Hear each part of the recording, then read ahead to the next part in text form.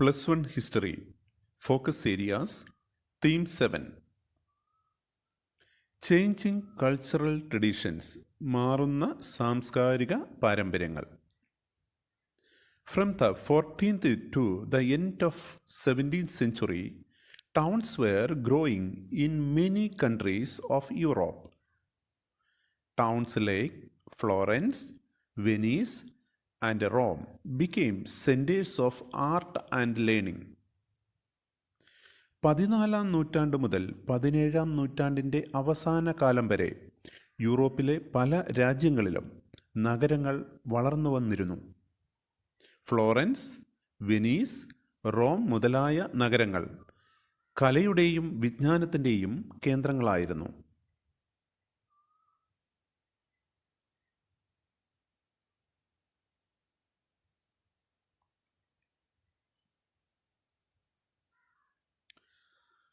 Renaissance, നവോത്ഥാനം. From the 19th century, historians used the term Renaissance literally mean rebirth. The term used to describe the cultural changes of this period. 19-ാം നൂറ്റാണ്ടു മുതൽ ചരിത്രകാരന്മാർ നവോത്ഥാനം എന്ന പദം ഉപയോഗിക്കാൻ തുടങ്ങി.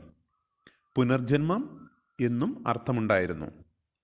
ഈ പദം ഉപയോഗിച്ചത് സാംസ്കാരിക മാറ്റത്തെ സൂചിപ്പിക്കാനായിരുന്നു. The historian who emphasized this term was Jacob Burckhardt. He wrote a book called The Civilization of the Renaissance in Italy. ഈ പദത്തിന് ഊന്നൽ കൊടുത്ത ചരിത്രകാരനായിരുന്നു ജേക്കബ് ബർക്ക്ഹാർട്ട്. 1860 അദ്ദേഹം the civilisation of the renaissance in Italy എന്ന ഗ്രന്ഥം എഴുതി.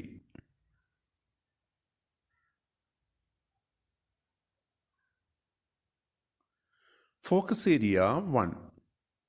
The revival of Italian cities. Italian നഗരങ്ങളുടെ പുനരുദ്ധാനം. After the fall of Western Roman Empire, many of the towns fell into ruin. There was no uniform force. During the 14th century, some Italian cities were emerged as trade centers. പടിഞ്ഞാറൻ Roman സാമ്രാജ്യത്തിൻ്റെ പതനത്തിനു ശേഷം മിക്ക നഗരങ്ങളും നാശം നേരിട്ടു. അവിടെ ഒരു ഏകീകൃത ശക്തി ഉണ്ടായിരുന്നില്ല. 14-ാം നൂറ്റാണ്ടിൽ ചില ഇറ്റാലിയൻ നഗരങ്ങൾ ഉയർന്നു വന്നു.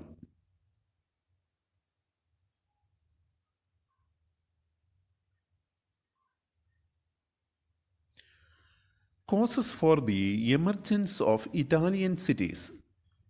ഇറ്റാലിയൻ നഗരങ്ങൾ ഉയർന്നു വരാനുള്ള കാരണങ്ങൾ. The expansion of trade between the Byzantine Empire and the Islamic countries.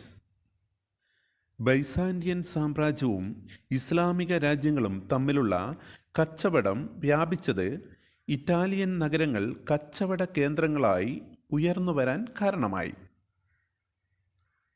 The Mongols opened the trade with China via the Silk Route and trade with Western European countries. മംഗോളിയന്മാർ പട്ടുപാത വഴി ചൈനയുമായും European രാജ്യങ്ങളുമായി കച്ചവടം ആരംഭിച്ചത് Italian നഗരങ്ങളുടെ ഉദയത്തിന് കാരണമായി. Italian cities were not a part of powerful empire. These were independent city states. Italian നഗരങ്ങൾ ഒരു സാമ്രാജ്യത്തിൻ്റെയും ഭാഗമായിരുന്നില്ല, സ്വതന്ത്ര നഗര രാഷ്ട്രങ്ങളായിരുന്നു. 2 of these were Florence and Venice. These were republics. 2 പ്രധാനപ്പെട്ട റിപ്പബ്ലിക്കുകളായിരുന്നു വെനീസും ഫ്ലോറൻസും. One of the important cities was Venice, another was Genova. മറ്റൊരു പ്രധാനപ്പെട്ട നഗരമായിരുന്നു Genoa. They were different from other parts of the Europe. ഇവ മറ്റ് European ഭാഗങ്ങളിൽ നിന്ന് വളരെ വ്യത്യസ്തമായിരുന്നു. ക്ലർച്ചി were not politically dominant. There were no powerful feudal lords. പുരോഹിതന്മാർ രാഷ്ട്രീയ ശക്തരായിരുന്നില്ല. ശക്തരായ ഫ്യൂഡൽ പ്രഭുക്കന്മാരും ഉണ്ടായിരുന്നില്ല.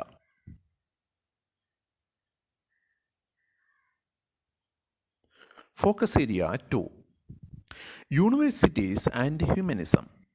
സർവകലാശാലകളും മാനവികതയും. Humanism was the main features of the Renaissance.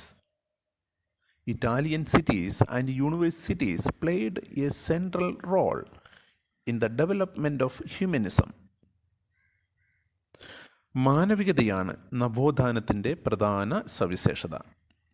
Italian നഗരങ്ങളും സർവകലാശാലകളും മാനവികതയുടെ വളർച്ചയ്ക്ക് പ്രധാന പങ്കുവഹിച്ചു.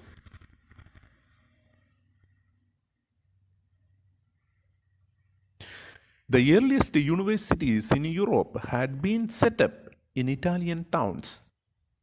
Law was a popular subject of study. But there was a shift in the emphasis. It was studied in the context of earlier Roman culture. Francisco Petrarch represented this change. He stressed the importance of close reading of ancient authors. Petrarch considered as the father of humanism. യൂറോപ്പിലെ ആദ്യകാല സർവകലാശാലകൾ സ്ഥാപിക്കപ്പെട്ടത് Italian നഗരങ്ങളിലായിരുന്നു. നിയമപഠനം ആയിരുന്നു പ്രധാന വിഷയം. എന്നാൽ നിയമപഠനത്തിൽ ഊന്നൽ കൊടുക്കുന്നതിൽ ചില മാറ്റങ്ങൾ ഉണ്ടായി. നിയമപഠനം ആദ്യകാല റോമൻ സംസ്കാരത്തിൻ്റെ അടിസ്ഥാനത്തിൽ പഠിക്കാൻ തുടങ്ങി. ഇതിന് തുടക്കം കുറിച്ചത് ഫ്രാൻസിസ്കോ പെട്രാർക്ക് ആയിരുന്നു. ഗ്രീക്കോ റോമൻ പുരാതന എഴുത്തുകാരുടെ കൃതികൾ വായിക്കുന്നതിന് അദ്ദേഹം പ്രാധാന്യം കൊടുത്തു. അതുകൊണ്ട് തന്നെ പെട്രാർക്കിനെ മാനവികതയുടെ പിതാവായി കരുതുന്നു.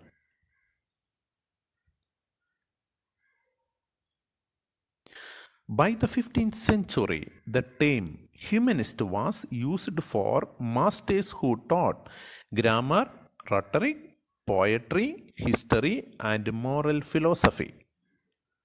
The word humanities derived from an Italian word, humanitas. It means culture. These subjects were not connected with religion.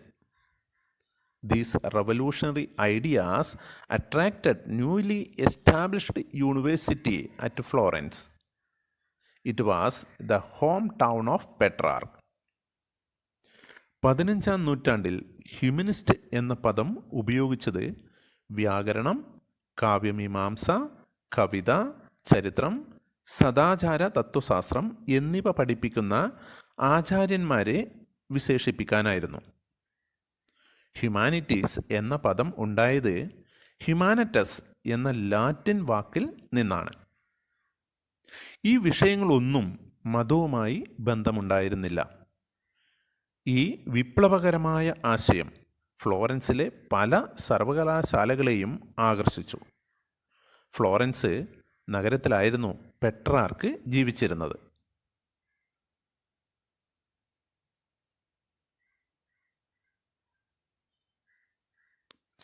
Florence gave birth of great citizens like Dante Alighieri. He was a writer. Giotto. He was an artist. It became intellectual city and as a center of artistic creativity. The term Renaissance man is used to describe a person with many interests and skills. Florence മഹാന്മാരായ പൗരന്മാർക്ക് ജന്മം നൽകി. ദാന്തെ അലിഗിരി എന്ന എഴുത്തുകാരനും ഗിയാട്ടോ എന്ന ചിത്രകാരനും Florence ജന്മം നൽകിയവരിൽ ഉൾപ്പെടും. Florence കലാനഗരവും ദൈക്ഷണിക കേന്ദ്രവുമായി വളർന്നു. പലതരത്തിലുള്ള താൽപ്പര്യങ്ങളും കഴിവുകളുമുള്ള മനുഷ്യരെ നവോത്ഥാന മനുഷ്യൻ എന്ന് വിശേഷിപ്പിക്കാറുണ്ട്. Focus area 3 artist and realism. കലാകാരന്മാരും റിയലിസവും. The main features of the Renaissance art was realism. The artist gave importance to accuracy. The works of scientists helped the artist to study bone structure. Artists went to the laboratories of medical schools. Andreas Vesalius, a Belgian professor of medicine at the University of Padua, was the first to dissect the human body. This was the beginning of modern physiology. നവോത്ഥാന കലയുടെ മുഖ്യ സവിശേഷത realism ആയിരുന്നു. കലാകാരന്മാർ കൃത്യതയോടും യാഥാർത്ഥ്യവുമായ ചിത്രങ്ങൾ വരയ്ക്കാൻ ശ്രമിച്ചു.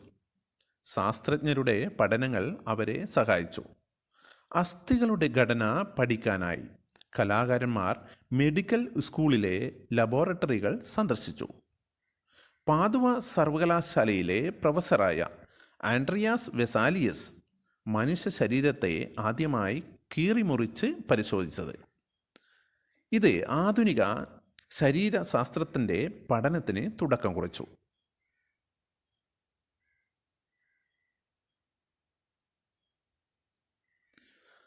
Leonardo da Vinci was famous painter. His masterpiece in the paintings were Mona Lisa and Last Supper. Leonardo da Vinci പ്രസിദ്ധനായ ചിത്രകാരനായിരുന്നു. അദ്ദേഹത്തിൻ്റെ പ്രസിദ്ധമായ 2 സൃഷ്ടികളാണ് മൊണോലിസയും last സപ്പറും.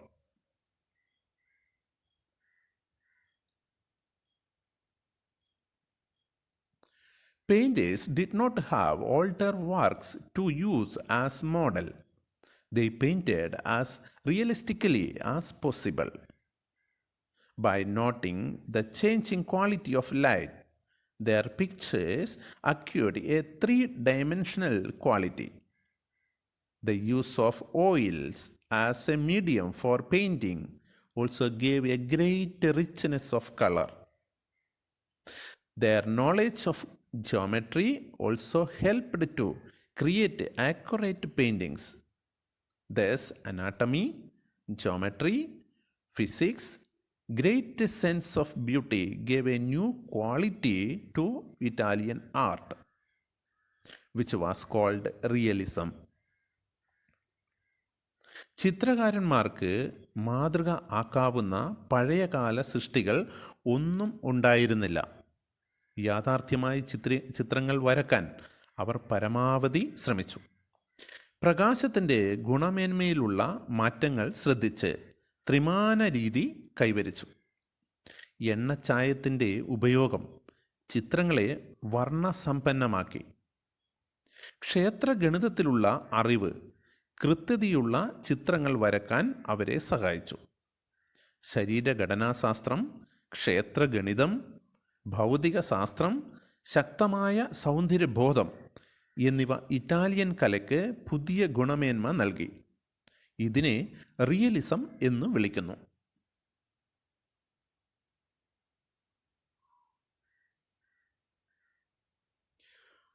Focus area 4 architecture, വാസ്തുശില്പകല.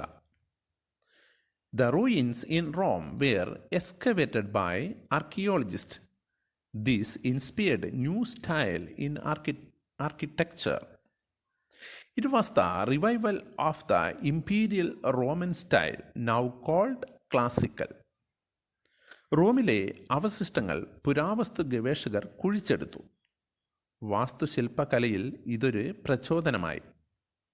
Roman കലാശൈലിയുടെ പുനരുജ്ജീവനമായിരുന്നു ഇത്. ഇതിനെ ക്ലാസിക്കൽ ശൈലി എന്ന് വിളിക്കുന്നു.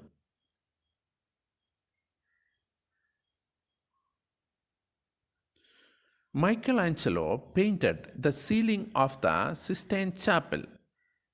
The sculpture called the Pieta was famous.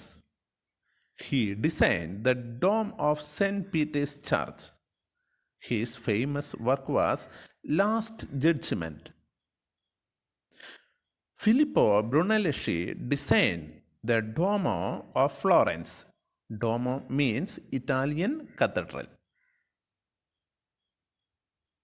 Cysteine ചാപ്പലിൻ്റെ മച്ചിൽ ചിത്രങ്ങൾ വരച്ചത് മൈക്കൽ ആഞ്ചലോ ആയിരുന്നു. അദ്ദേഹത്തിൻ്റെ പ്രസിദ്ധമായ ശില്പമാണ് പിയത്ത. സെൻറ്റ് പീറ്റേഴ്സ് ചർച്ചിൻ്റെ താഴികക്കുടം രൂപകൽപ്പന ചെയ്തത് മൈക്കൽ ആഞ്ചലോ ആണ്. അദ്ദേഹത്തിൻ്റെ പ്രസിദ്ധമായ മറ്റൊരു സൃഷ്ടിയാണ് ലാസ്റ്റ് ജഡ്ജ്മെൻറ്റ്. ഫ്ലോറൻസിലെ പ്രസിദ്ധമായ ഡ്വാമയ്ക്ക് രൂപകൽപ്പന നൽകിയത് ഫിലിപ്പോ ബ്രൂണെല്ലിഷി ആയിരുന്നു. ഡോമ എന്നാൽ ഇറ്റാലിയൻ കത്തീഡ്രലിനെ ആണ് വിശേഷിപ്പിക്കുന്നത്. മറ്റൊരു വീഡിയോയുമായി നമുക്ക് വീണ്ടും കാണാം. നിങ്ങൾക്ക് ഈ വീഡിയോ ഇഷ്ടപ്പെട്ടെങ്കിൽ സബ്സ്ക്രൈബ് ചെയ്യുക.